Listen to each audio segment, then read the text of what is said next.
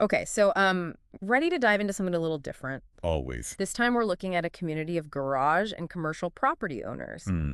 in Ciudad Real, Spain. Sounds interesting. We've got some pretty interesting sources for this one. Okay. We've got meeting minutes from a recent gathering. We've got detailed financial reports Wow. and even their electricity bills. So we're really getting a glimpse into their everyday lives, huh? Yeah, it's like a peek behind the curtain of how this community operates. Love it. First up, who are the players in this community? Right. The meeting minutes list all the attendees, Hmm. and one name kind of jumps out. Oh. Ramon Tapador Balmaceda. What about him? He represents a whole bunch of property owners through something called proxy votes. Ah, proxy votes. So basically, other owners have given Mr. Balmaceda the power to vote on their behalf. Exactly. Perfectly legal, Right. but it does give him a significant voice in community decisions. Yeah, he's also the vice president. Mhm. So, second in command to the president, Juan Angel Cuero Moreno. So, bit of a power player in this community. It seems that way, yeah.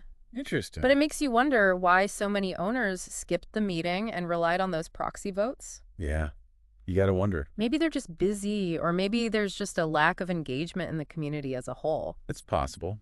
Definitely something to keep in mind as we go through everything. Okay, well, speaking of going through everything, let's move on to the financial report. All right. It shows that the community actually has a surplus of over 22,000 euros. A surplus. Yeah, that sounds like a good thing, right? For sure. But they're also proposing a budget increase. Huh.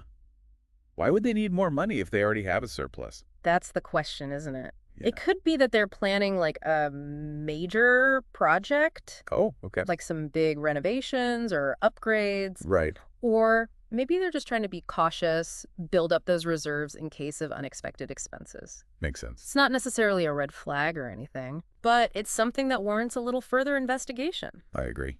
Now, remember those delinquent debts we mentioned? Hmm. Garages 168, 170, and 471. Oh, yeah. Seriously behind on their payments. How much are we talking? Over 7,000 euros owed, with some debts going back years. Wow. These kinds of unpaid dues can have a real impact on the entire community. Oh, definitely. You know, it limits their ability to make those upgrades we were just talking about. It affects their creditworthiness. Could even lead to legal battles. Yikes. Definitely not something you want to see in your own community. And here's where things take a little bit of a turn. Ooh. Remember Mr. Balmaceda, our vice president with all the proxy votes? Yeah. Well, the financial report also states that he owns all the properties with those outstanding debts. That's quite a coincidence, isn't it? It's a little suspicious. While there's nothing inherently wrong with it, True. it does raise questions about potential conflicts of interest. Right. Could his position of power and that ability to influence voting be used to his advantage when it comes to dealing with his own debts? It's a bit of a gray area, ethically speaking. I don't want to jump to conclusions or anything, Of course not. but it definitely makes you think. It does. Highlights